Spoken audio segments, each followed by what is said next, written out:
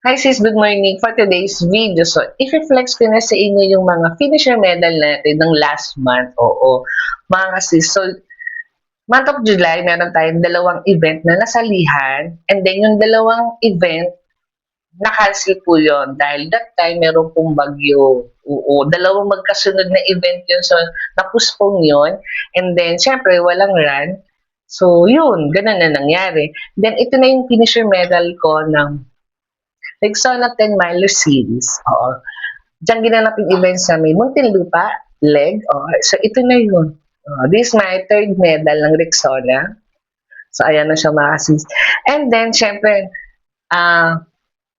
the following week, tumakbo tayo sa Santee Barley, leg 3. Oo, mga sis, leg 3 na tayo. Finals na tayo. Hindi ko matandaan kung kailan yung finals. Pero ito na yung aking leg 3. Isa na lang ang kulang, mga sis. Mabubuo na natin itong Santee Barley medal. Oo. So, ayun mga kasis. And then, sabi ko nga kanina, yung pang-tatlo tsaka yung pang-apat na event, so na-cancel yun dahil nga may bagyo that time. So, dalawa lang ang naging finisher medal ko ng month of July.